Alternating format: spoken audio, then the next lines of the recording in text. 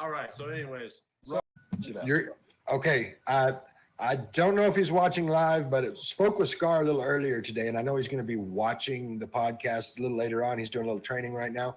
But there you heard it, Scar. He said he's going to break out of it. Like live on the podcast. He said he can break out of your podcast, or break out of your bear hug. So when you see it, clip it. when you see this, now you know what he looks like. Stuff. So you had a B plus on Raw, B minus on SmackDown, had a B plus and a B. You want to know what show got an absolute S plus in my opinion? SCP, that's the one. That's right. Squared Circle Pros Tornado Slam. What a show. From start to finish. Damn. Yeah. Oh, yeah. We had...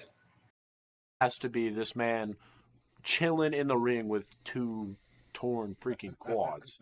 And just still yelling at it, you're fired, pretty much. Like, just getting it, like, dogging on everybody, not even able to stand. Like...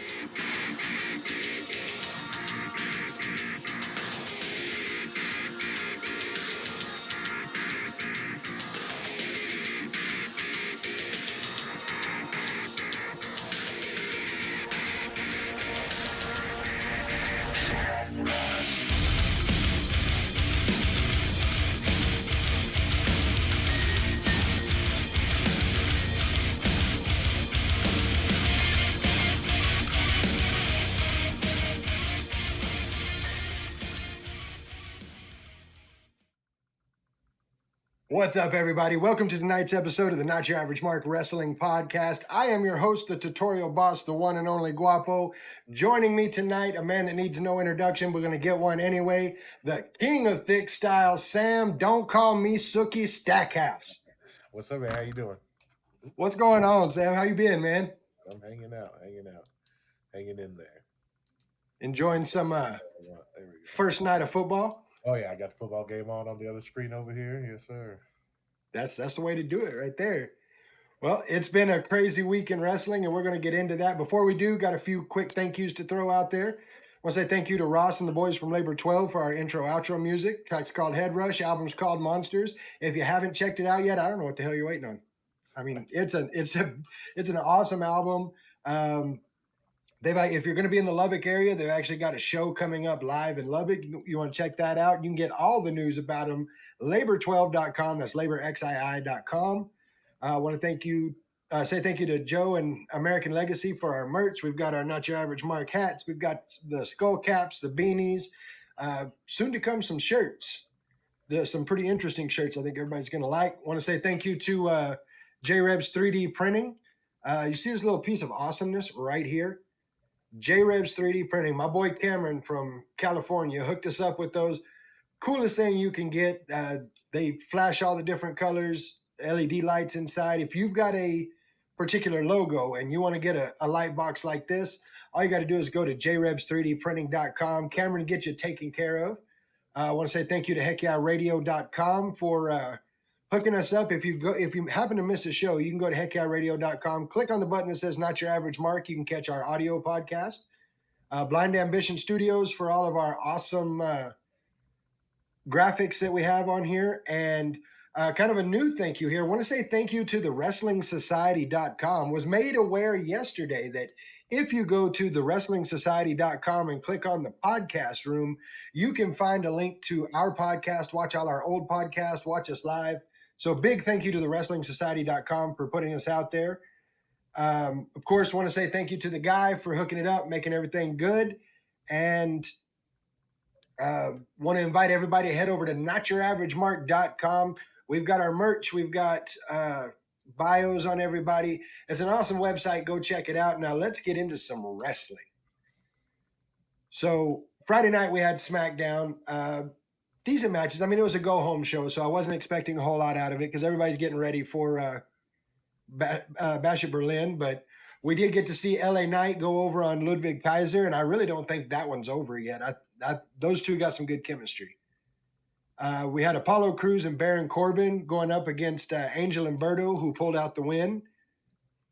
This is one I wanted to ask you about. As somebody that's in the industry, somebody that wrestles matches, Carmelo Hayes versus Andrade. they've had a series going through here. What do you think about them?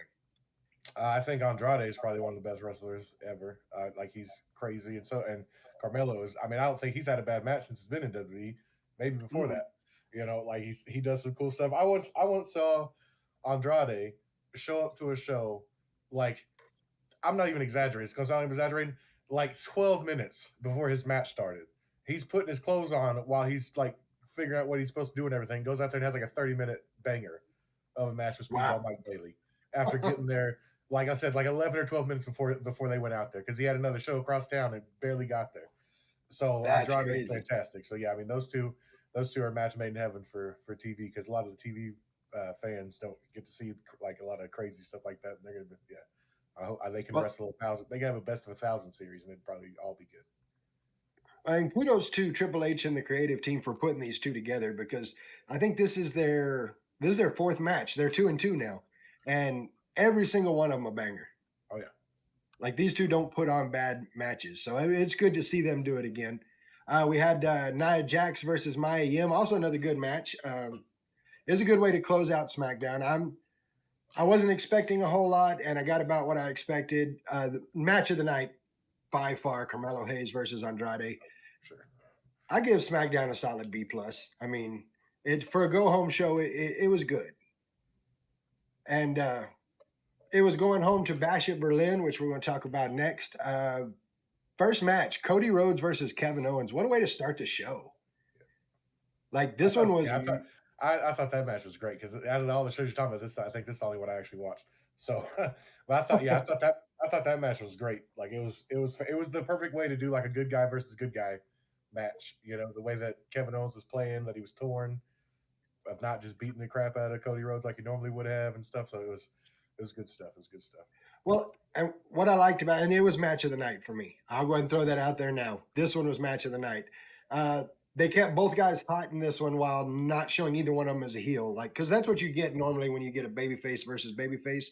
One of them ends up going heel, and you didn't get that here. And then you get the Killer Instinct question about Kevin Owens. It's going to lead to in my opinion, it's going to lead to the building of the prize fighter of old. We're going to get that. It's heel going to match. lead to a heel turn. Yeah, absolutely going to turn heel.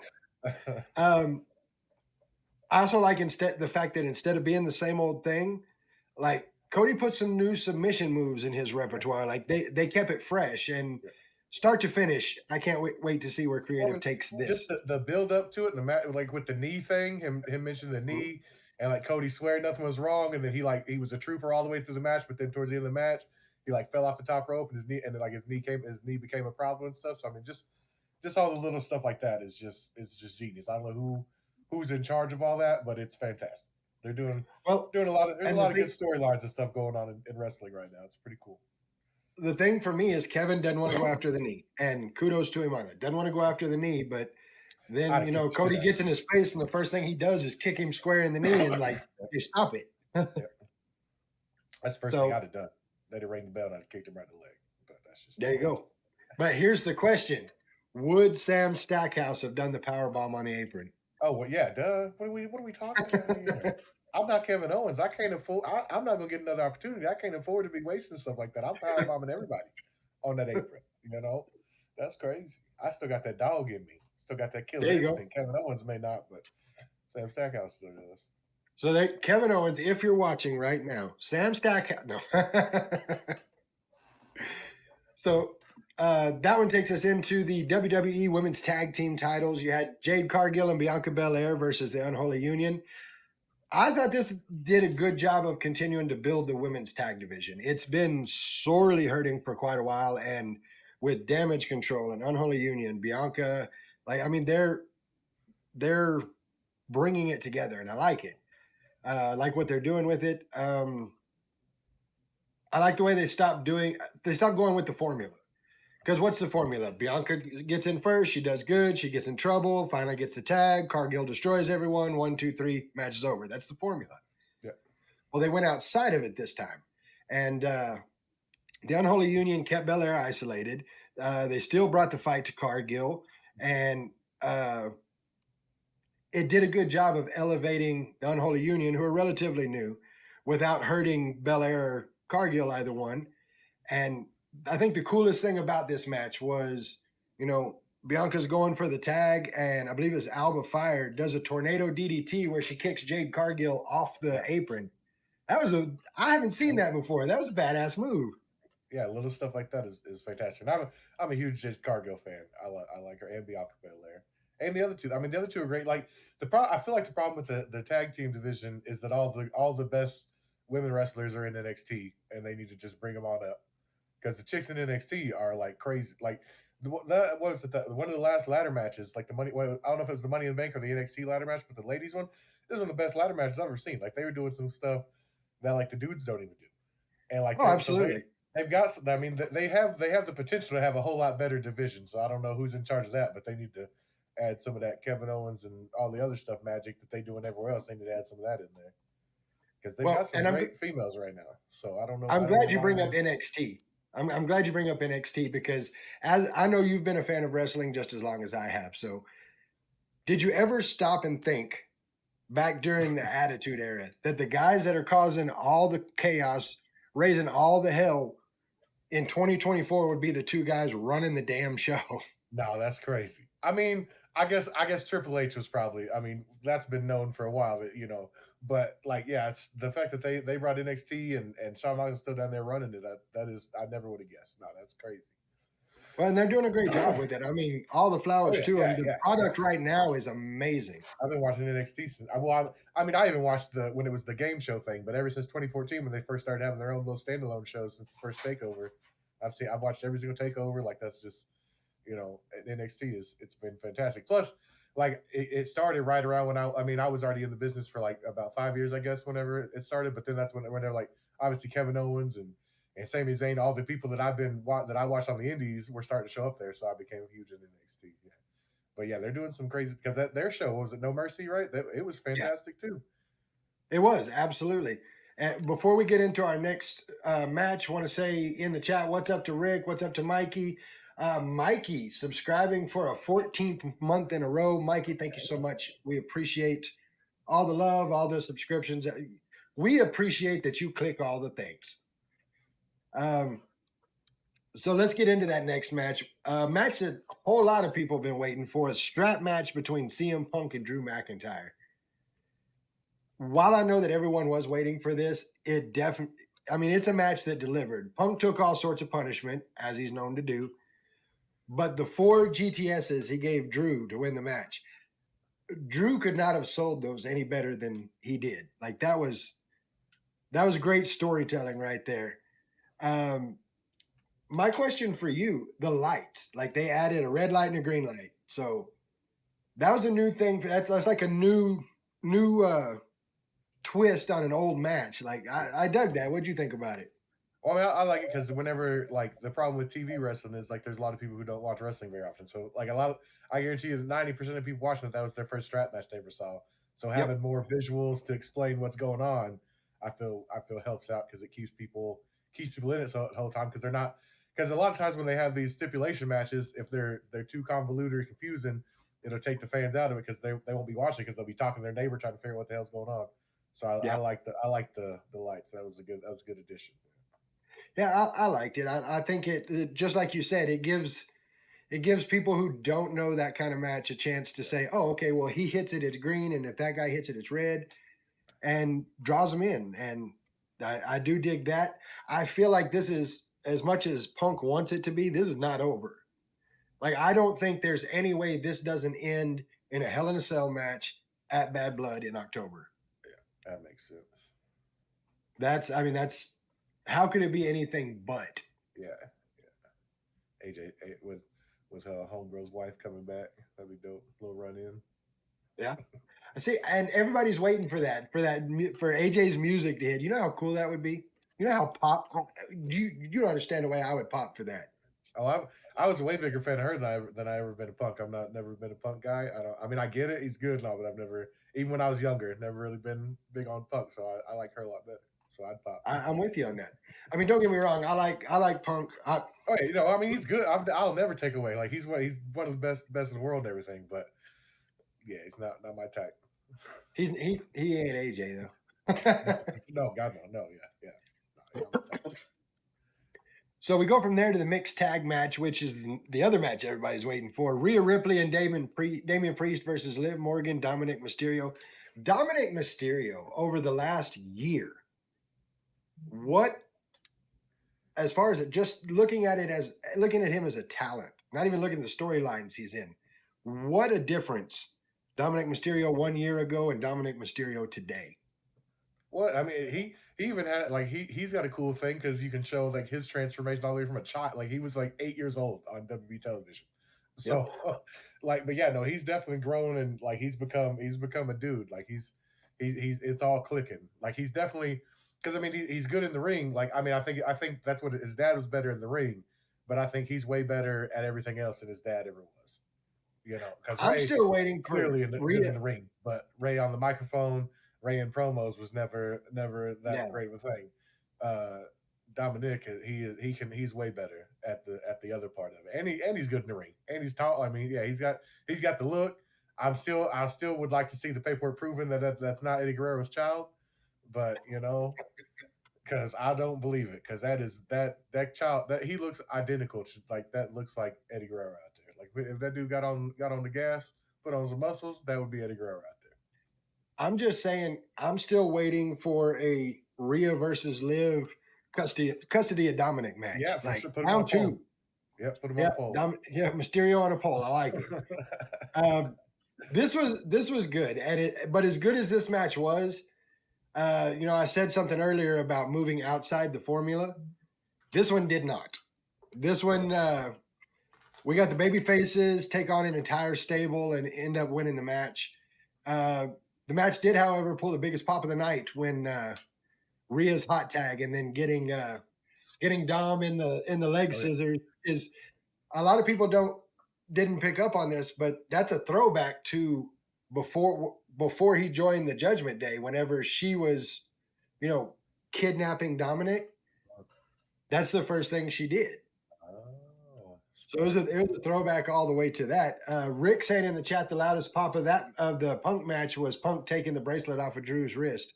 Yeah, I agree with that. It is insane to me that something like this is such a big part of that whole storyline. Well, that's the one thing I'll give Punk. Like he's so like everybody gets into his stuff because he does, like he makes sure that if he does something, it means something. Like he's never done anything for no reason. Like everything he's done for his entire career, like everything, like he's good at. He made, whenever it was him and he had the other belt or whatever, and he was going to leave with the belt and stuff like that. Like he made that huge because like everything he does is big. So like even him trying to fight to get his bracelet back, he's pumped that bracelet up, makes it mean something, because like he's also never showed a whole bunch of emotion, but like now he's showing more emotion because that's his family and his dog, and like that means stuff to him. So like he's added a whole nother layer to it. So that's probably that. Yeah, it makes sense. That's good stuff. That's good stuff. That's all stuff. Yeah, it's good stuff. It's good stuff. And going back to the mixed tag match, I mean, even though it was predictable, it did a good job of putting over the Terror Twins. The Terror Twins are going to make so much money for WWE. Like, I mean, in merch sales, in appearances, WWE is going to bank on those two. I've been killing people as Rhea Ripley on Warzone for the past 2 weeks too. So they got my $20 to buy to get that. So see, already started. I chose her over Cody. The other thing it does, it keeps the story going. It was probably the most predictable match of the night, but even being the most predictable match of the night, it was still good. I enjoyed it top to bottom. It was good seeing the Terror Twins stand tall. I do think that we're definitely going to get something at Bad Blood. I don't know if it's going to be Liv and Dom again, or if it's going to be all of Judgment Day versus the Terror Twins. We're definitely going to get something at Bad Blood. That brought us to our final match of the night for the World Heavyweight Championship. Randy Orton, the Viper, versus Gunther. Gunther, the pop when Gunther came out. I mean, they're in Germany. Of course, he's hometown boy. Yeah. It was a perfect way to end the night. No question about that. The match not only showed that Gunther is absolutely a main event contender, deserving of the belt that he has, but it also made it clear that Orton can still go at the same level he has in the past. Like you could watch that match and put it next to a match from 15 years ago, and that's the same Randy Orton you're getting in both matches. And I mean, that kudos to him on that because there's a whole lot of people that can't do that. No, yeah, I lost my mind when they said it's been 20 years or whatever since he won the belt for the first time or whatever. I was Yep. like, oh, that's crazy. Like it doesn't seem like I remember watching that live. That's insane. Because him and Mick Foley is still one of my favorite matches. That hardcore match they had, that's still Yep. one of my favorite matches to this day. Well, the thing I like about Randy since he's come back is it's like he's sitting down with the crowd and saying, look, here's what's going on. You guys, like Raw last week, it does big things for me. It's great on my heart every time you guys sing my song. I mean, it took you 15 years, but still, it's like the interactions he gets with the crowd. I really he's like. had, he's had the, speaking of music, like he's always had the best songs because even the one before that was fantastic. Oh yeah, where like the sparks and shit came down or whatever. That song was Mhm. cool too. I used to have that on CD. I used to have that and Kane's song, low key banger. He who we can't talk about no more. Great song. Yeah. Christopher Benoit, great song. Still a banger. Okay. Can't play it let's no see. more, but it's a great song. No. I mean, as long as you skip out you just skip the beginning part, like people don't even know what it is.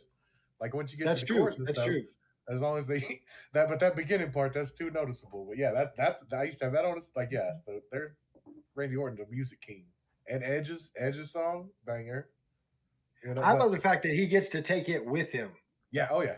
Well, they did a different version of it for AEW. If you listen to it, it's a little different. It's Yeah, the same it band, is.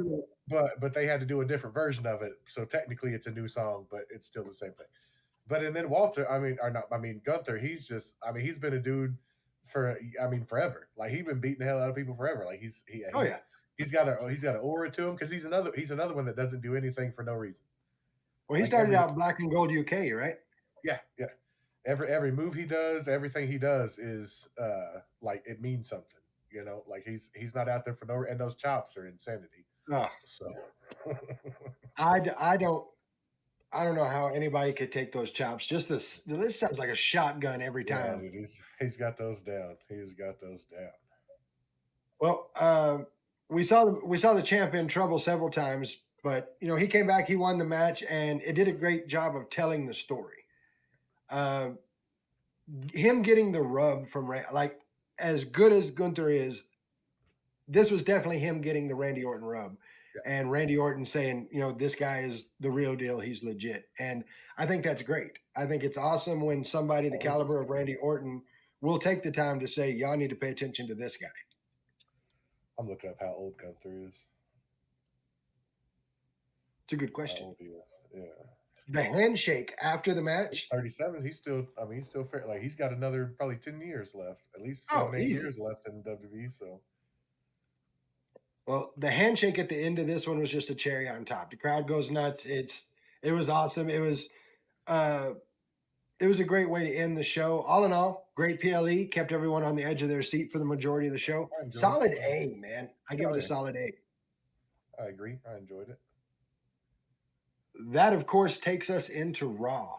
And new voice at the commentary table on Raw, Joe Tessitore. I haven't watched Raw yet, so how'd he do? How is he? He did. I'm not gonna lie. I wasn't expecting a lot out of him, but he over delivered for sure. Don't get me wrong. I don't even know who that is. I just kept seeing it. Is he like from sports or something? Or yeah, he does all the sports ball. Okay, that makes sense. Yes, I didn't. Like I said, I wasn't expecting a lot out of him, but he definitely over delivered. And he's no Pat McAfee. Let me get that straight. But he did a good job. Like a lot of people are giving him hell because he missed a move name here or there, but it's his first time. Cole has been commentating for 75 years and still calls things the wrong thing sometimes. So 75 whole years. I'm not too worried. I'm not. He's been commentating since before Nam, so like I'm not worried about like them missing a dude on his first night missing some stuff. As long as he has, because like as long as he has the energy and stuff, that's all. That's all. Because I mean, that's why Pat McAfee misses stuff and says dumb stuff all the time. But he's so committed, and you buy everything he says, so it's okay. So Oh, as absolutely. long as he's like that, we'll be fine. We'll be fine. So, He can miss a move or so every once in a while. I'm gonna hurt your heart a little bit. You want me to tell you what you missed at the beginning of Raw? What I missed. Welcome to Monday Night Mommy. Mm. Rhea Ripley opening the show, and it's a great way to start. She's so over right now. Oh yeah, Like, for sure. You take how over she is right now, and then have Dominic Mysterio come out, and she just through the roof. Yeah. And Dom has just got nuclear heat, and I love it. I love the way that, because it's a thing now. You know, anytime Dom talks, everybody's going to yell and scream, and he's going to cuss at him, and so. Did you watch his sidebar? Did you watch his? He did Logan Paul's podcast, and it was pretty good. It was pretty good. He's pretty like he's good at talking just regular too. So like he's got the like yeah. I think Dom's gonna be a dude for a while. He's pretty good. No, I agree, and talking about that, him being on Impulsive, I like that they, this is for those that don't know, this pulling the curtain back just a little bit. But he asked him straight up, "What does your wife think about this?" I mean, you got Mommy, you got Liv. What is your wife thinking here? Come to find out that Liv will go up and rub noses with him. That's because that's all she's allowed to do. Anything further than that, and the real wife, he's got a problem. Yes, he said that he got it. Like he was expecting a text message when she licked him or whatever, and she didn't say anything about it. Yeah. Okay, that's crazy. Well, because if you haven't had a chance to check that out, definitely do. Me and some of the other wrestlers were talking about that too, because they were like their wives would lose their mind. I was like, I think like I said, I've talked about this on here before. I got lucky. Like I met my wife in the business and stuff, and we've done storylines where like she turned on like there was a dude that did a voodoo gimmick here and like voodooed her up and everything. So we've like done things where she turned and was with it, like. But I mean, I feel like she would realize that it's just TV. You know, like these actors in these movies. Do you think their wife freaks out if they got to kiss the person on the movie or whatever? Like you got to think about it like that. It's not. I mean, it is. Let's be honest. Like history does not view these very well because it is a slippery slope. Because a lot of times people have booked themselves into problems with their spouses because of stuff they've done on TV. But I think in this day and age, I think they'll be all right. It's got to be crazy though, because he is living a dream. He's got a side like he had, and Mommy was his main chick, Homegirl was his side chick, and he's got a real wife at his hat. Like that, he's living his best life. Good for him. He's living everybody else's best life. What are you talking about? That is fair. That is fair. Good for him though. And he's only like 26 years old or something too, which is insane. So he's got another 20 years of doing this. So good for him. Now I am going to say I do see. Like, and I've said this on the show before, long term, I see Liv, making it known that it was her and Finn that orchestrated this whole thing. And they end up dropping Dom like a hot potato. And we get a long burn back to Ray and Dom reconciling. And if they can turn Dom back into a babyface, that'll be a feat. I would enjoy seeing that. Because that's gonna be tough. Because people like booing him, so that's gonna be tough to change people's minds. But I'd be here for it. And I think if they slow burn it right, that's gonna be good. Oh yeah. One of the things that happened in Raw, of course, Dom came out because Rhea was calling out Liv, and Liv's not here. She's nursing injuries. Blah blah blah. Well, Liv comes in from behind. Rhea doesn't fall for it, knocks her down, goes to chase Dom out of the ring, and goes out of the ring and her leg gets caught, like her foot's caught in the ropes. I legit thought she was injured. Like the way she did it so well that I legit thought she had a problem. I was wondering because I saw a clip, like a fan clip or whatever, her doing the yeet thing after the show, and I saw that she was selling her leg. I was wondering what happened. I'm glad to know that was not for real because I thought she was hurt maybe for real again too because I didn't see the actual original spot. So that's good to know because that makes sense because I was confused about that. Yeah, he was. or she was hurt, and Liv went right after it, like kicking her in the ribs, kicking her in the leg, like they. And I like we talked about everybody but Liv in this thing too. And I feel like, I mean, she stepped up her game too, from the little skater girl chick or whatever she was a few years ago to Yep. what she is now. I mean, she stepped up her game a lot too. Oh, absolutely, she has. And the thing I love about it is, like, we go back and forth between, you know, I'm happy with Dom Liv to I'm a psycho, and Yeah. you know I'm a psycho, and back to I'm just fine. Yeah. Like, I love that little dance with Liv. Oh yeah. She's definitely gotten way better. So, like, we talked about the women's tag division and how it's starting to build up. The women's division in general is great, but my question is, what do you do when Asuka comes back and Charlotte Flair comes back and all of these people that are injured come back? I mean, it's gonna be tough because, I mean, we all know what's gonna happen as soon as Charlotte comes back. She's gonna go right to. But I mean, also, I catch heat for this all the time. I'm a huge Charlotte mark. Like, I think she is, if not one of the best women wrestlers there's ever been in the history of the world. So, like Go with that. because like, I mean, obviously she got there because she got the opportunity because of who her father was. But Well, yeah. she's like, her dad Rick couldn't do 90% of the stuff she can do. No, she's not You know? defined by her dad, which is awesome. Exactly. Like, so I mean, she's like I said, I think she's one of the best women wrestlers. So I've never gotten mad when she comes back and is automatically at the top, because I mean, she's like, they need her at the top every second they can get while they have her. You know, because she doesn't have to do this forever, because she can go. I mean, you know, she doesn't have to. But I mean, her comeback's gonna be cool, because I mean, she's like, I've been watching her social media. She's been posting all the videos of her getting her knee back in order, and she's kicking ass at that. So that'll be cool to come back. And I mean, I love Asuka.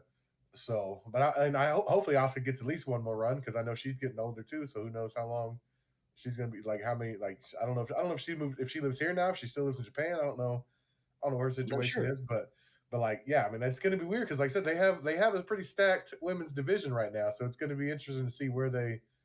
I mean, obviously, like I said, Charlotte's going to go right to the top. But it's going to be interesting where they put all these people, and if some people go back down, because I know they just sent Chelsea Green back down to NXT. I saw, which one of the biggest pops I've seen. Oh yeah, for sure.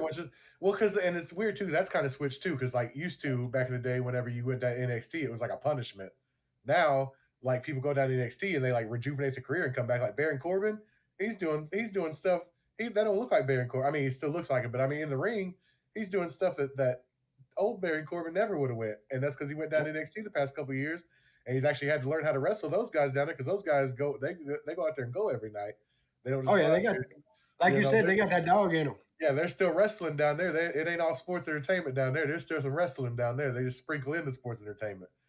But yeah, no, it's gonna be interesting to see where they put Asuka and who else is all hurt. And if Becky comes back, like, who knows what's gonna happen? Like, I don't know what's up with that. Like, how much time she's gonna take off, or. Those are the big three right there. Right now, look at how well the women's division is doing. And Rick says this, just thinking about the fact that WWE women's division are what they are without Charlotte and Becky. Yeah, that's and wild, man. It's stacked. I mean, it's going to be good to see. And I think, you know, there's a few ladies from NXT that I think are going to make that jump. And I mean, obviously, the second that Jordan Grace's contract's up with TNA, she's going to be in WWE. The next day, probably. I'm honestly surprised they haven't. I don't know how that whole thing is working out, but I'm surprised they haven't, like, offered to start buying some of these people contract out and stuff. But I don't know. I see it coming. Going to end up happening. Yeah. You know, 2025 Royal Rumble. You know, everybody's going to believe in Joe Hendry. There's no question about that. Yeah, for sure. Rick in the chat saying NXT is not a demotion anymore. It's now come down and give these kids a rub type situation. Exactly. Yeah. Well, and you saw that a while back whenever Undertaker shows up and has a talk with Braun Breaker. I mean, and Cena's gone down there. Cody's gone down there. Punk was there for like a month or something last year, or when he first came back to WWE, wasn't he? Becky was there for a while. Yeah, Becky was a champ. Yeah, she went down there and won a belt for a little bit and put somebody. Yeah. So yeah, it's not it's because I mean, there's people who only watch NXT and don't even watch Monday Night Raw. So I guarantee you, there's fans that are just NXT fans now. But, absolutely. But yeah, NXT is definitely not a downgrade anymore. NXT has become a third brand. I mean, because they're filling up. Before it was, it was like Florida Championship or Ohio Valley. Everybody looked at it as, okay, this is where the next group of people is going to come from. It is absolutely a third brand now. For sure. Mikey's saying that Punk is going to be on the CW debut whenever NXT moves over. Heck yeah. I believe that's October 1st. I think that's gonna right. be huge too, because that's on like regular TV, right? Yeah, that's Not even cable. That's like on like non-cable. regular. Yeah, so that's going to be huge for the guys, for the people in NXT, because they're going to be seen by more people than they've ever been seen before in their life. Oh, WWE's got it, man. They went. And then once they get on Netflix, that's going to be even crazier. Yeah, they've covered everything. They've got your non-cable TV with NXT on the CW. They've got SmackDown on USA for cable television, and now they've got the streaming side of it, the digital side of it, by putting Raw on Netflix. Like they've got all the bases going to be covered. on regular TV, or is it only going to be on Netflix? I think it's only going to be on Netflix. That's what, and is SmackDown still going to be on? Like how? I guess I need to figure out how that works. I haven't really. Geez, So my bad. I saw Patrick Mahomes out of the corner of my eye just now. Man just ran back 30 yards and then threw it 80. That's Patrick Mahomes right there. So the CW is getting NXT October 1st. Okay. USA is going to get SmackDown on September 13th, I believe it is. So for about 4 months or 3.5 months, you're going to have Raw and SmackDown on USA. Okay. And then January 1st, Raw goes to Netflix. Okay. But SmackDown stays on regular or on SmackDown stays on USA. Okay. Cool. That makes sense. So they've got all the bases covered, and I think that's great. Netflix, that's going to be wild, because I mean that's a lot of people on Netflix. One of the big things that everybody's talking about when they move to Netflix is gone is the PG era. Oh yeah. I mean, I don't necessarily think that like on the first episode they're going to be showing boobies and blood and all kinds of stuff like that, but I definitely think the promos and stuff like that's going to get a whole lot edgier, because I mean honestly they have to. Because I watched if you watch AEW, their promos, I mean they're going after each other. You know, they are. That's what people like. Like people, the more real, the more feelings you can get into it. So I am definitely looking forward to the promos and stuff like that. But I don't foresee the matches changing much, because like they've already, like Punk bled on the pay per view the other day. Like they've already started to, they've been like little sprinkling blood back in. You know, you'll get the occasional B word or the bleep for the, you know, like, so I mean they've been pushing it a little bit, because they know that like people are over this whole, like, and it's just like before, like it goes in cycles, because they had their time when it was everybody wanted the superheroes and eat your Wheaties and drink your milk and everything, and then people wanted something different. So that's when the Attitude Era came around. So it's kind of just the same thing. We've had the little PG era where it's back to superheroes and drinking your milk, but now people want all those kids, all the people that were kids. It's because wrestling goes in cycles. Like I said, like it's the same thing with like all the people that were kids during the superhero and Wheaties and drink your milk and everything. They grew up, and those were the Attitude Era guys, and now their kids, who are the PG era kids, are now growing up, and they want to see their version of the Attitude Era. So yeah, I'm definitely looking forward to that. I love that Triple H, and I've said this before, I love that Triple H has figured out a way to make an edgier product without it being Attitude Era 2.0. Yeah, because I also like, I don't like my wrestling either where people are just cussing and doing for no reason. Like I don't need a promo where every other word's the F word for no reason. You know? Like, I'm cool with the sprinkling in there, but like I would also like to see more, you know, more crazy wrestling. You know, I like my bloody wrestling. I'm biased, you know. I'm sure we're going to see a lot more color coming into it when they get to Netflix. Yeah, so I'm excited. It should be good. Plus, like I said, it's just that's a huge platform. Because right now, what like 1.5, 2 million people, something like that, watch Raw every week. Oh yeah, that's like. What's Netflix got, like 80 million subscribers or some crazy number like that? Has got to be something ridiculous. More people than have cable probably. They're going to offer a plan where you don't have to get all of Netflix. You can just get Netflix Live for a cheaper amount, just so you can watch Raw. They're gonna make a killing. Yeah, that's crazy. And that, like I said, that's just a whole nother. That's a huge, because like most people don't have cable anymore. I've as an adult, I've never had cable. Like I've never paid for cable as an adult human being in my life. Because right when I became like Netflix has been around since I got my first like apartment by myself. I've had Netflix. you know. So like and I can't be the only one. There's got to be millions of other people who have never had cable, but have had Oh, Netflix absolutely. for 15 years or 12 years, however long it's been around. So like that's a huge like I said, it's gonna be a huge market. It's gonna take the numbers from 2 million to I mean there's probably 10, 12 million people watching Raw every week now. And that's That is and the hope. and but I mean like people got to realize at our level that's gonna I mean wrestling is it like come next year it's wrestling it's gonna be huge for wrestling because wrestling it on Netflix that's gonna create a whole lot new fans. And if WWE has 20 million new fans, at least 100,000 of them are going to be like, oh snap, maybe there's wrestling local to me, and we're like, it's good, you know. Even if 1% of that 20 million decides to look up indie wrestling, you know, it's gonna be huge for everybody. It's going to be a huge boost. Yeah, it's gonna be big. That's a big thing. Now, I realize we turned and went down this whole rabbit hole, but Yeah, I'm gonna go ahead and no, I do it all the time. I'm gonna get back to Raw here. First match of the night, we had Otis, Akira Tozawa, and Maxine Dupree versus American Made. I'm gonna tell you right now, this match was all about the new and improved Maxine Dupree, and it did a hell of a job of showing her. Yeah.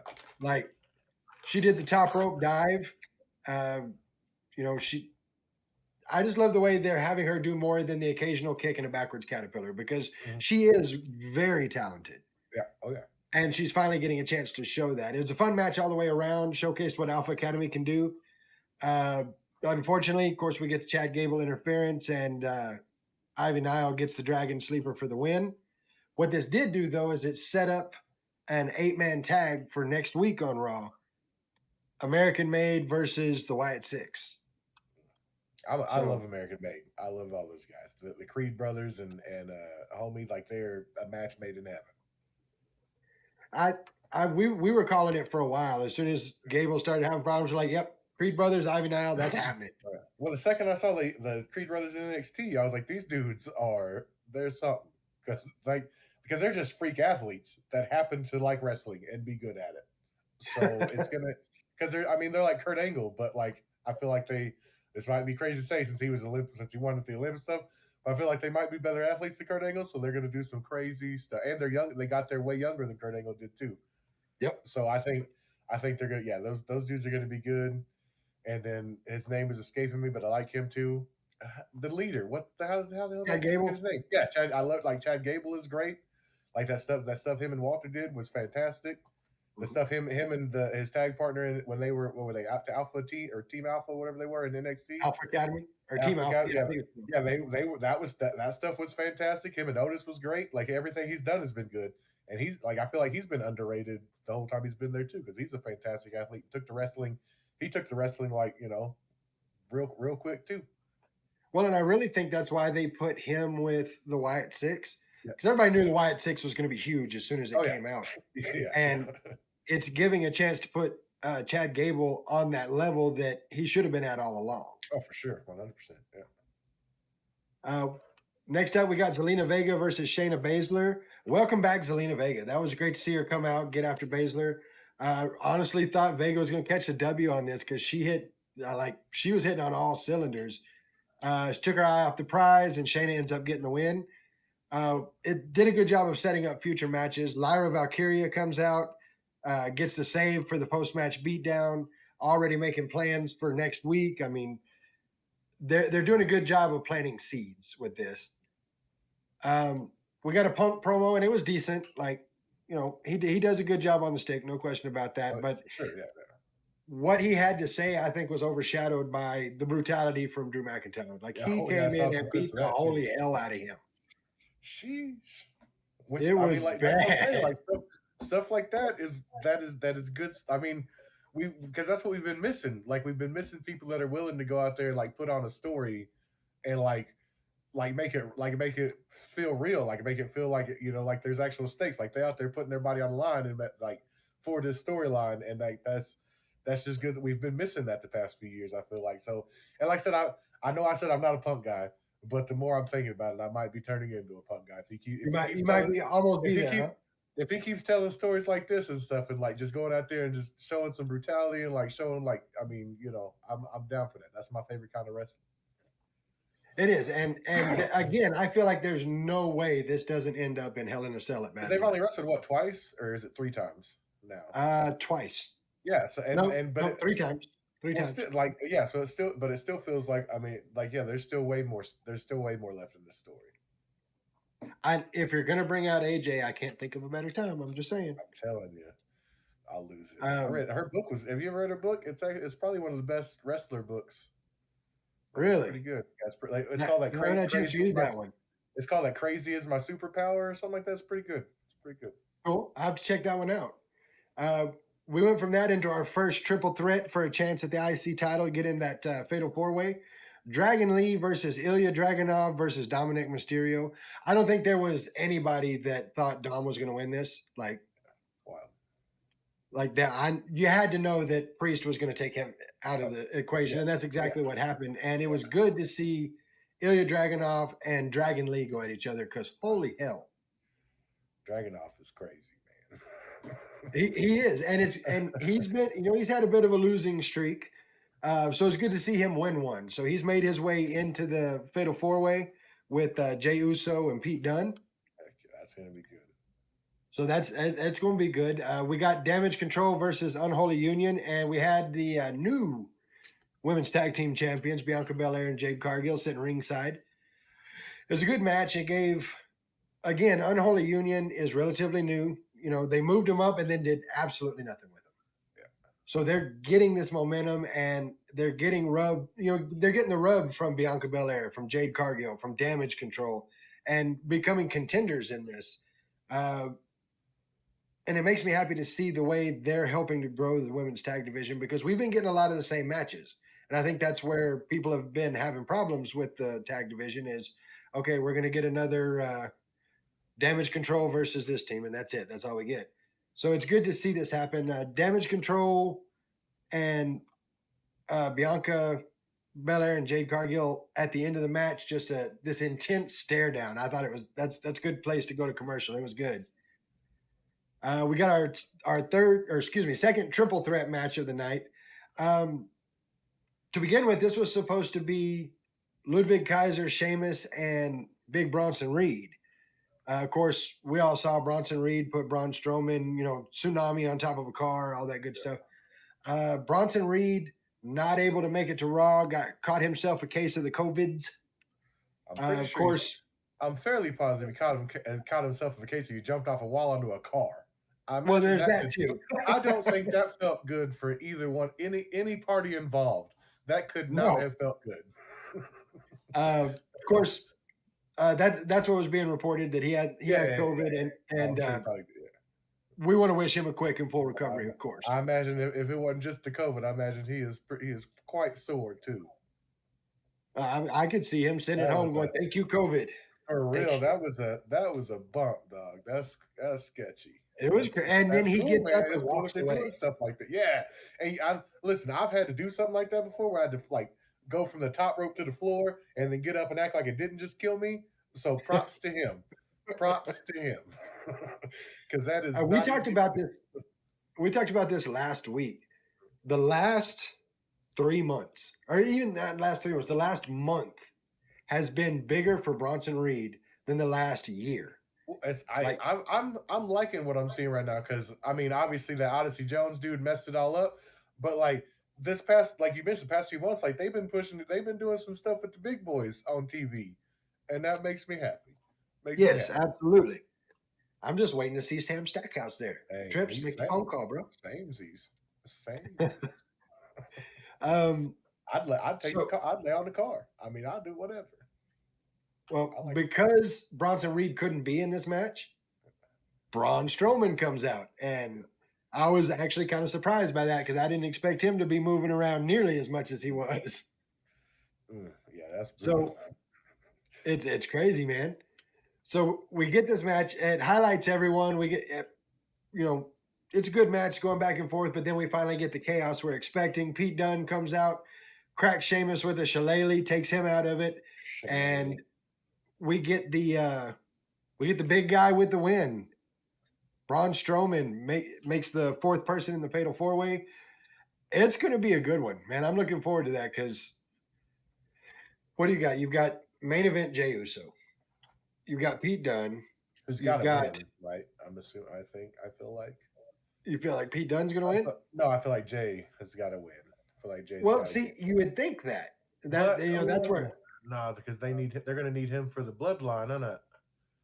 So maybe not. So who you think's gonna win that then? I think it comes down to Ilya Dragunov. I hope so. That'd be dope. Because like I've been a fan of him since like that dude. Well, since NXT UK. Like that dude is he is something special. Because like I said, like you don't see a lot of dudes who are willing to just go out there and just go. Like he just goes. Like Yeah, that power and he bomb took doesn't out, stop. yeah, that power whatever it was that he took out up against the ring, the screen on the ring or whatever, and got knocked out. That stuff was crazy. And like the big old elbow drop face forearm thing he does. Yeah, Like I mean, yeah, yeah, dude, he's and him and Walter, what was that NXT? What was it, like 3 years ago, something like that? You remember that match? something like Like that. that was one of the best matches in NXT history, and that's crazy because there has been some crazy ass matches in NXT, and that was one of the best. I mean, it probably was the best match in NXT UK history, but I mean that match was insane. Well, and one of the other reasons I think Ilya Dragunov gets this is Braun Breaker didn't beat him. The ref called the match. Yep. So if you've got this fatal four-way, the winner gets to go against Braun Breaker for the IC title. I mean, it's a good circle back, you know? Yeah, that's going to be a good match too because I mean, Braun Breaker's another one. That dude is a freak. Oh yeah. Like And I don't think speaking I've of ever Braun seen Breaker, anybody that big that fast in the ring in my life. speaking of Braun Breaker, I've never heard any bigger fighting words than what he said to Jey Uso. There ain't a single member of your family ever beat a member of my family, and you ain't gonna be the one. Ooh, dang! Woo! Is that true? Dang, did somebody fact check that? That's true. Dang, That's nobody 40 did. years of history right there. That's In crazy. like them's fighting words. Yeah, that's crazy. So and that's what we got is him and Jay face to face, and Jay says, "I'm gonna." I found out the other day that his uncle, it was either his uncle or dad, was the first one to do a poison Rana, which is insane. I guess it was Frank because it's a reverse Frankensteiner, makes sense. So, Yeah. but like, it was I saw some clip from like freaking 1996 or some shit. And they over here poison Rana in somebody. I was like, that's crazy. But yeah, That is he wild. he is Bronze or Breaker. He is a freak. He's gonna be like, and he's another young like he's probably gonna do bigger things than his dad or his uncle did probably because like I said they got him early and he's way like I feel like he's not as jacked as they were, but he's a way better athlete as far as like like agility and stuff like Oh, that yeah. than they were. So and he can like his promos are coherent. You can understand what the hell he's saying, so that's good too. So. I just he's need gonna him to give me a Steiner Math promo. Like I That's need it what- from him. They're definitely gonna do it. They're probably just waiting for a big old because they know that's gonna be like that'll be a fan service moment for everybody because that'll make a lot. Oh, of people absolutely. With his 33 and a third percent. One of the best. I'm sorry. One of the best promos ever Oh, for in my sure, life. man. Yeah, I yeah. loved it. People will remember that forever. And that's the point of it. It may have sounded dumb as hell, but there ain't a person that saw that doesn't think to this day about, you take your 33 and a third and my 25%, I've got 147.5%. Like people remember it. Oh yeah, for sure. That's going to take us into our main event: Jey Uso and Damian Priest up against Finn Balor and JD McDonough. It's a good way to close out Raw. We got exactly what we want to see out of this one: high-flying babyface win that not only let Rhea chase Liv around the ring with a crutch, but secondly, and I don't think it's talked about enough, Damian and Jay just took out the tag champs. 1, 2, 3. So I think we need to. Are we going to see more of this? Are we going to see, maybe a tag run for Priest and Uso? I mean, what are we going to see? I feel like they're just I feel like they're just having Jay just waste time until we can get to the Uso or to the bloodline thing. So I doubt that I don't think they're gonna put any titles on him anytime soon. I think they're using him to give like Priest to give Priest the Priest doesn't need it because he's a star too now, but he's still getting that face rub because Priest is he's only been a face for what, a month now, Something like a that. couple months, something like that. So like he's still new to that, so he's getting that the yeet rub, And I got to see some video after Raw went off the air of, Yep. and you and I were talking about this earlier, of Rhea Ripley in the ring doing the yeet. I actually saw a video of her today where she was signing some things, had on a yeet T-shirt. Yep. So I'm not sure where they're going with. I've heard Rikishi say, "Wait a minute, hold on," because his wife ain't gonna be happy about this one. Yeah. That's I don't know. I love Rikishi, but I don't know if they're telling him to be on Twitter all the time, but I feel like he ain't helping. My man's got to get off the Twitter because He just needs to They need to do the bloodline thing, and he needs to come back. Oh, I hope He needs so. to Yeah. be in a corner. But if history tells us things, when people's family members start tweeting and stuff, it usually ends up negatively affecting them on television. It does, absolutely. So, so we need to get because I love Jay Uso. So I'm ready. I'm ready for that to see what happens with that whole bloodline thing and all that stuff. I'm ready to see all of it. It's gonna be crazy. It's gonna be dope. Well, I enjoyed this one. I mean, no drag to the show. The fallout, it hit all the fallout from Bash at Berlin. A+ show, A+ Raw. Loved every minute of it. All right, so I know you like you some AEW. I have made it a point to give my opinion. I'm 100% that Tony Khan is a clown. Like I say it every show, and I will continue to do that. But I will say, on AEW, or as I refer to it, the Clown Show, this week there was a cool segment there. Hangman Adam Page supposed to show up and do a contract signing with Swerve Strickland, but he doesn't show up. Why doesn't he show up? Because he's busy burning down his childhood house. And it was just a good storytelling because earlier, like Swerve had posted the little emotional video of him buying the house with Prince Nana and all that stuff, or the picture, or whatever it was, and then to lead into that was that's just fantastic. Because what does everybody want to do when they make it somewhere? They want to buy their mama a house, you know. They buy him on my house. And then he gets to do that, and homie comes and sets it on fire. Like what? That is craziness. Like Tell me this didn't give you like Stone Cold Steve Austin, Brian Pillman vibes. Oh yeah, 100%. Well, I mean, it did the first time because whenever he showed up to Adam Page's house or whatever, like they are like, you know, like this has been a good storyline. Plus, they had the most brutal spot, like one of the most brutal matches in wrestling in probably the past 20 years, with the craziest spot like I might have ever seen in wrestling with homie drinking dude's blood. That's crazy. See, that's a little much for me. It was a lot. Like I haven't gone back and watched it, but at the time I thought it was cool. I was just worried about seeing. Like I was like, I know I'm about to see this at like every show for the next like 6 months. People will be trying to drink people's blood or something because it's all on television. That's all I was worried about. But but that's another thing. Like being committed to a storyline so much to do stuff like that that's them troopers. And like this, they're having this cage match on Saturday, or is it Saturday or Sunday? Either way, this weekend. That's gonna be crazy. They're gonna kill each other. Yeah, no, absolutely. No titles, no nothing involved. They're just gonna kill each other. That's what, in my opinion, that's what's been missing for a little while with AEW. Why I say Tony Khan is a clown, because for a long time, my problem with AEW has been, let me throw all of these great matches that have no story to them. We're gonna have this match, and then we're done with that match. Let's go do something else. Like I feel like there's a whole lot of something shiny going on, and it makes it hard to follow. My only defense in that is like it's a whole lot easier for WWE to do storylines because they've got 50 years of history. AEW has 5 years of history, and like they got 25 years of that history in AEW though, and every time somebody leaves WWE, they go over there. Yeah, but they can't show, you know, they can't show Edge's story from WWE. They have to pretend like that's Adam Copeland. You know, because I mean, there's been times where I felt the same way where I'm like, can we just get a story, like a good storyline going here, not just do a bunch of moves? But like I said, that'd be my only defense to it is like they're building their history right now.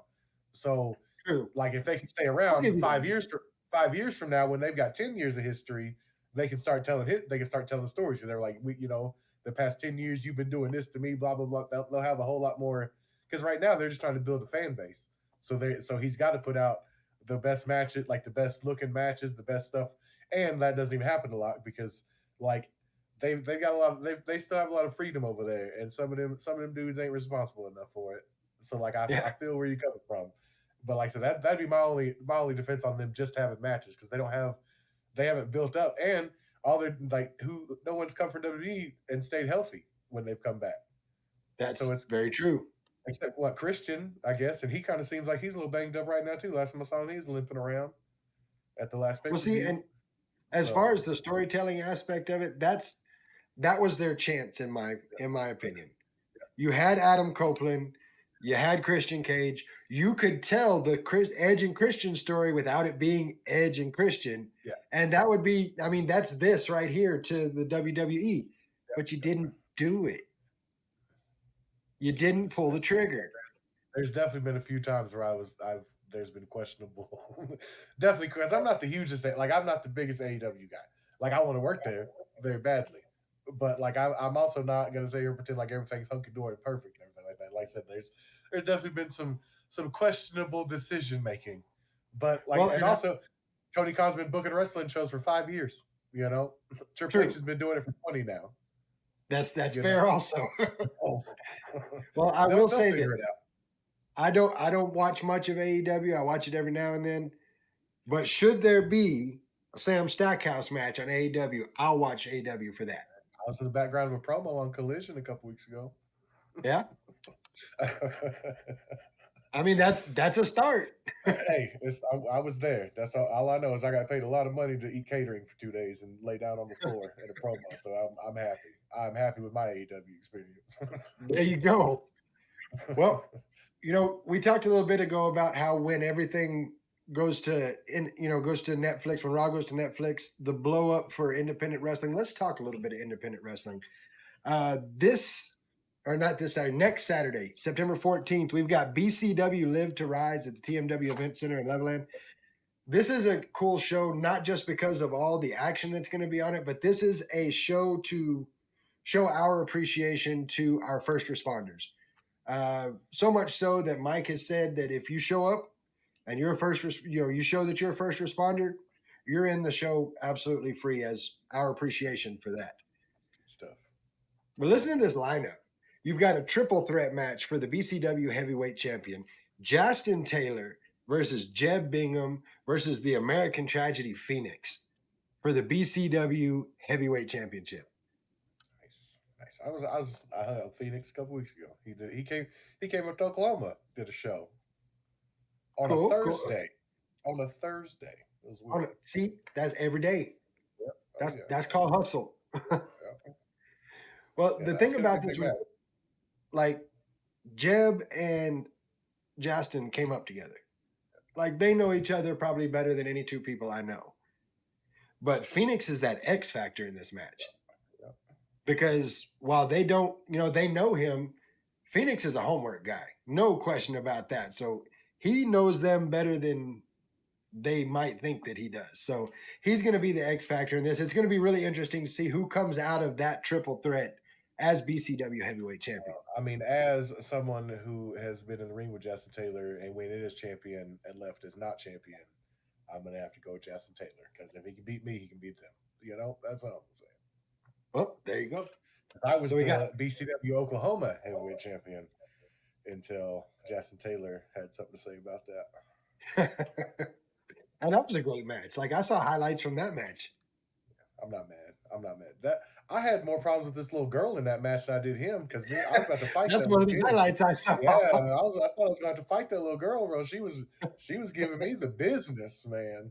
You'll tell you how it was. Yeah, she was giving me the business. Another person that you're recently very familiar with, we've got a match for the BCW Texas champion, our champion Logan Knight going up against the Thunderbird Damo McCullough. I don't even want to talk about that guy. Yeah, we'll leave the reason you two are so well known to each other. This is gonna be a good match. There's no question about it. Damo has hit another gear in his wrestling, in his career, and as much as me and Logan Knight have issues with some of the things he has to say, Logan wins his matches. He does talk a lot. He does. He is one of the best wrestlers out there. If you don't believe him, just ask him. He'll tell you. Oh, he will. He definitely will. I spent a lot of time in the car with him. He will. No, I talk a lot of trash about Logan, but Logan's a great talent. I mean, there's a He's reason definitely he's the stepped BCW Texas champion. He's definitely stepped his game up recently. So So good to see. it's gonna be interesting to see where that goes. Will it be the Spotlight? Will it be the Thunderbird? Who's gonna be the BCW Texas champion? What do you got on it? Who's it gonna I be? mean, I'm going to go with Logan Knight because I don't want to see that Thundercrap kid win anything ever again. So, but I'm biased. So that's my bias. Yeah, maybe just a little bit. That is my completely 100% biased opinion. Anybody over the Thunderbird. Over here. Is he a Thunderbird? He's a cowboy. What the hell is he? I don't even. First off, I don't know what a Thunderbird is. I don't know what that is. Is that a real kind of bird or is that just some made up business? I feel like he's making stuff up. People should look into that. You can't trust someone who makes up animals. Okay. It's fair. It's fair. Something weird about that guy. That's all I'm saying. That's all I'm saying. You know, Logan Knight for the win.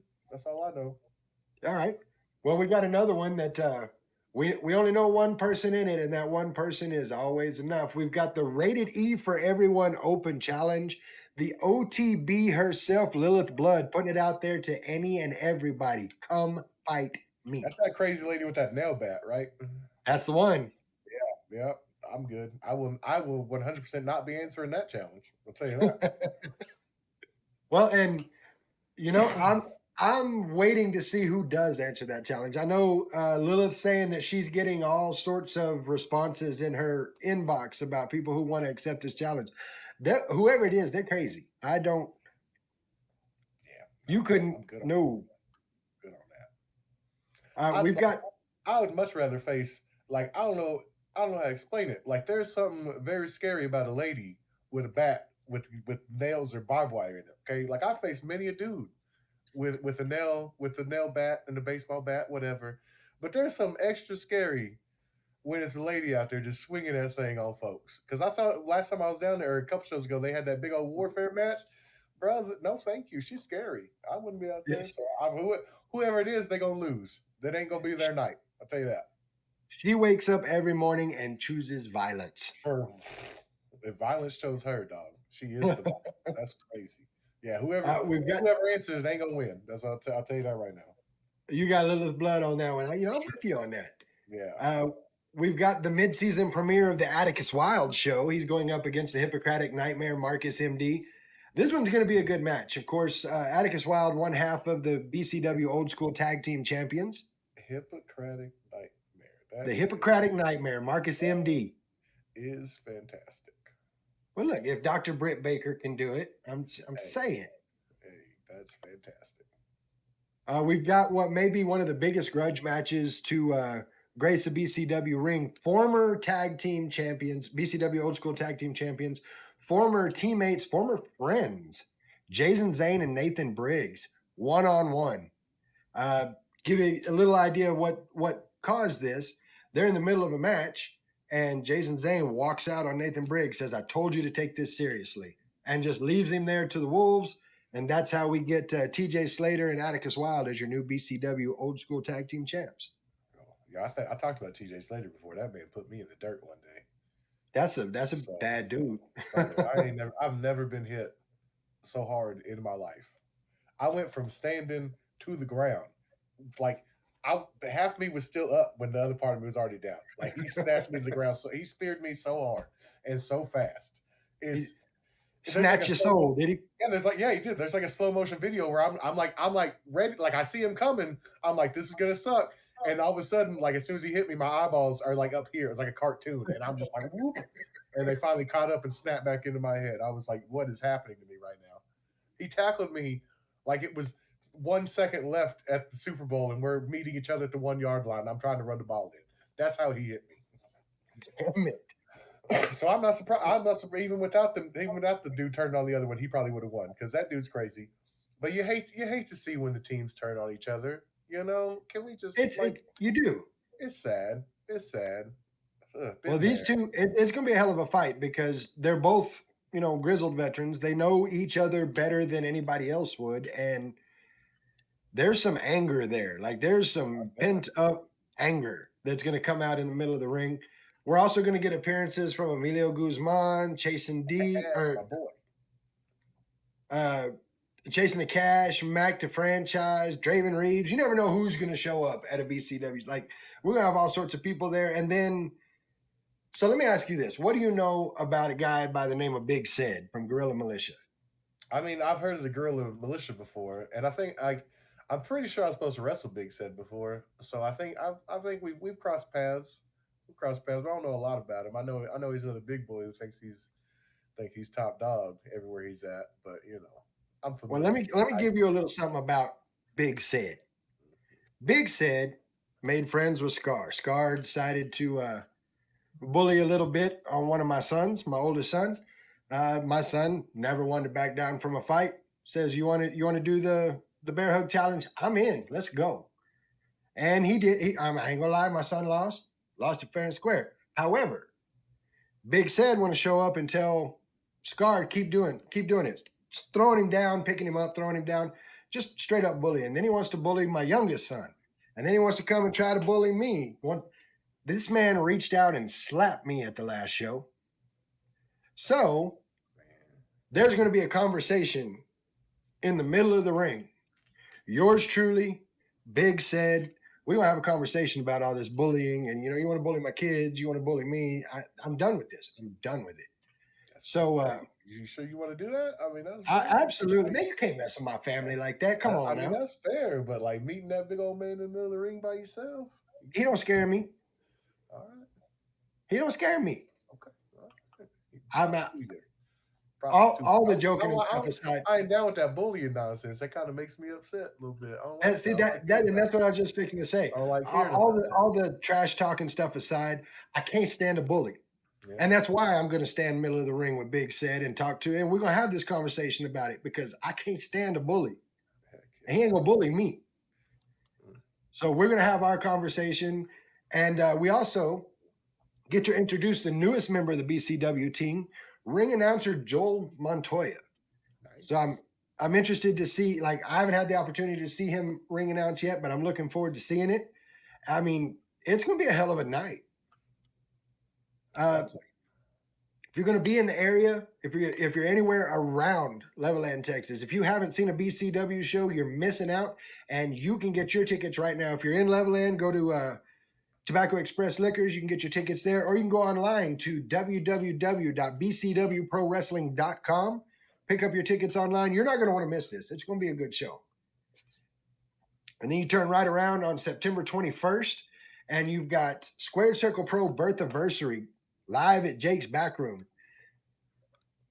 Get this. You always get good matches. You always get a good show from Squared Circle Pro. Meet and greet with just absolute wrestling legends, Demolition Axe and the Warlord. Oh, snap. I didn't even know about that. Yeah, they're both going to be there at the show. There's going to be a chance to meet and greet with them. Now, you may be asking yourself, as cool as it is to have Demolition Axe and the Warlord there, what brings them to Lubbock, Texas? Well, I'll tell you what, Downfall Cathedral going up against Los Crudos for the brand new West Texas tag team titles. And the winner of that match will be presented the tag team titles by Axe and the Warlord. And so, what a way to christen a new tag team champ. What day is that? That's September 21st. That's wild.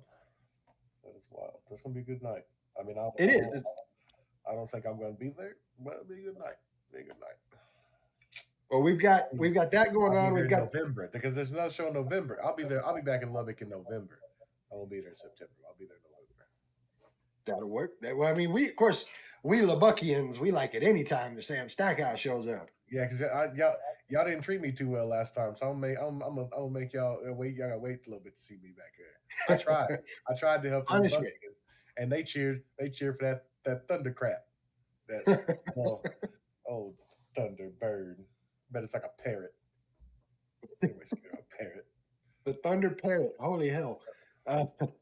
So tiny bird. I'm just going to do a quick rundown because these shows are always great. We're going to have Gallery of the Damned 5-on-1 against Bobby Munoz. We're going to have Phoenix versus Nolan Phillips. You might have a little bit of an interest in that one. Well, dang, I might need to. I can't even have my boy Nolan get beat up. That's crazy. We've got a grudge match. Clan Camacho, which is Onyx, Zarek, and Angel, going up against the Carnales World Order, Emilio, Tio, JC Bravo, and somebody to be announced. Like, well, I'm not even sure who the other person is yet. You know, we talked about this last time. Anytime all the Camachos together, my money's on them. I've been beat up by them too many times to think anything different.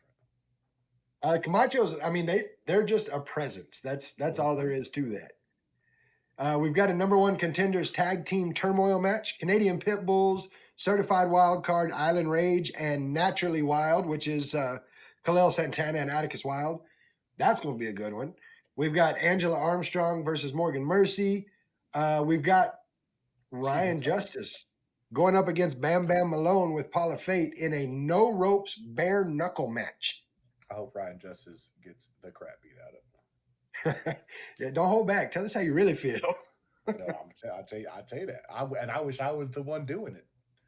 That Rick, listen.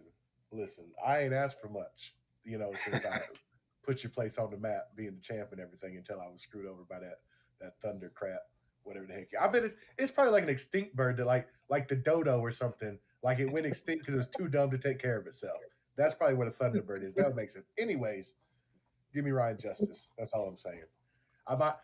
You see that too right there? His knee, that dang code breaker he gave me that one time. I got a CVS receipt waiting for that fool. Let me have it. Let me have it. You know what? The people are listening.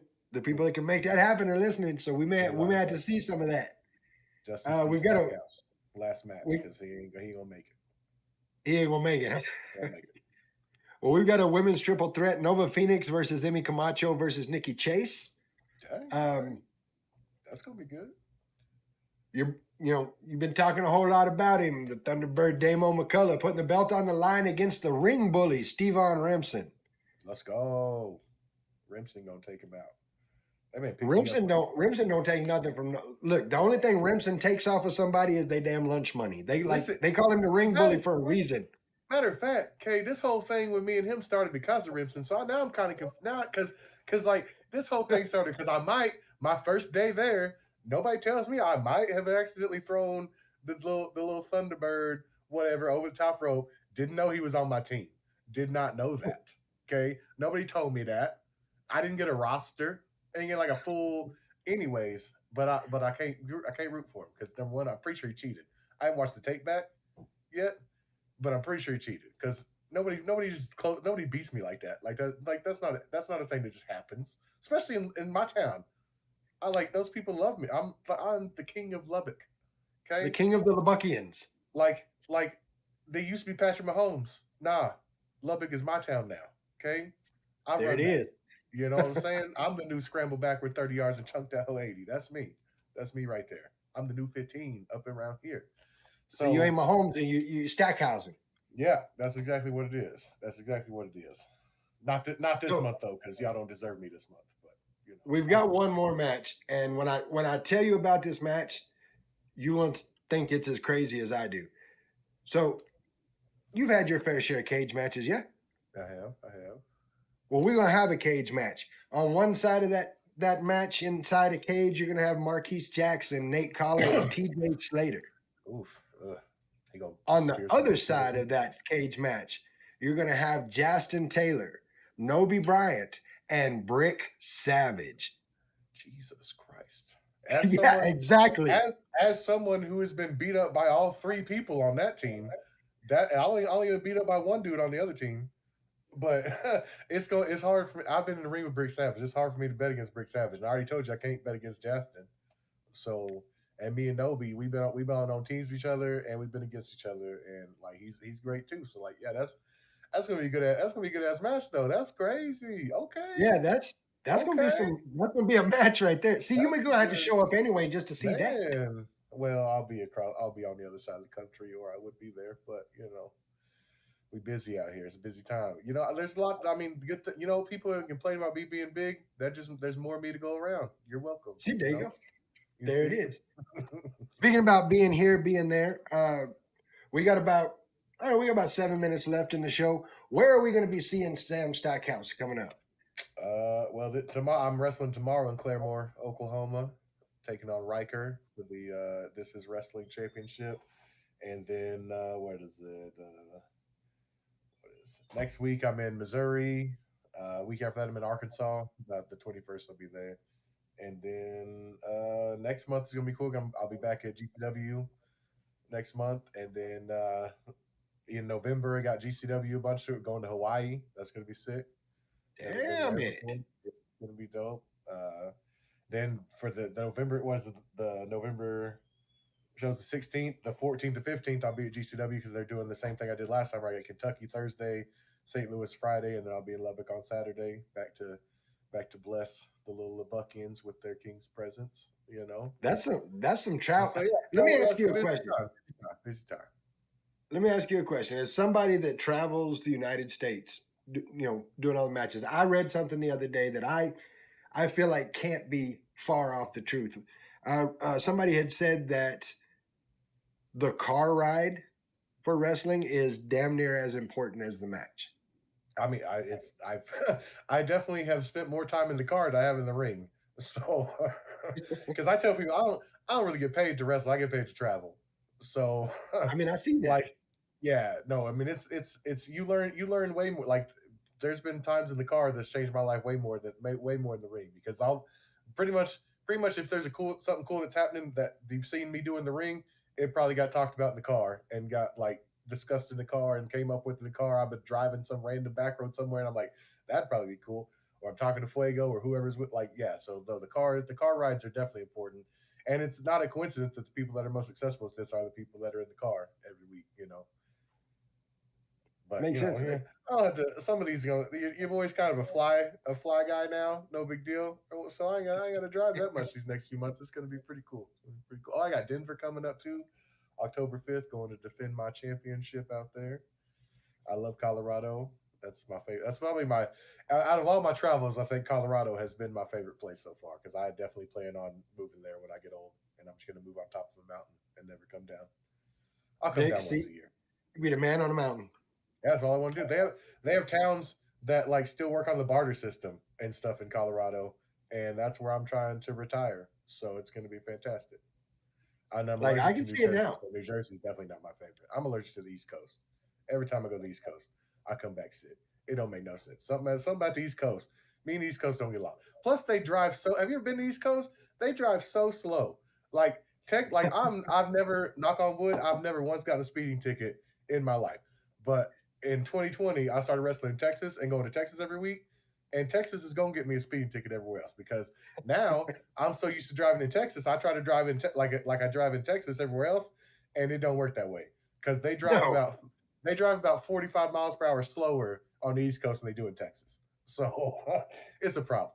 It's a problem. Well, as far as the East Coast and all these other places, to quote what's popular right now, they not like us. They're not like us. They not. They slow. Dang, now that song's gonna be stuck in my head. You're welcome. It's been in my head all day.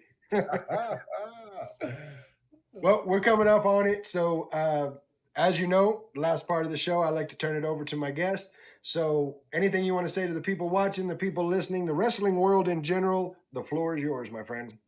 Man, same thing as always. I'm still just as appreciative as I was the first time I did this show. Thanks for having me on. Like, you're a cool dude. I like talking to you at the shows, on here. Like, bad guy, person, whatever aside, like, you're a cool dude. I love coming on the show. It's fantastic. Rick, my top 3 favorite promoters to work for. Like, I love coming down there. I'm lucky that I got hooked up down there. Like, it's been fantastic. I love coming down to Lubbock. Like I said, I love being on the show. Thank you guys. I get to live a dream still.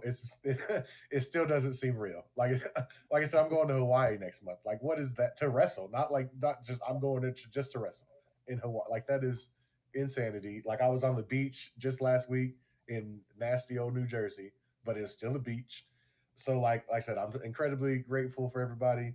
If you want to support me, you can find me on all the social medias.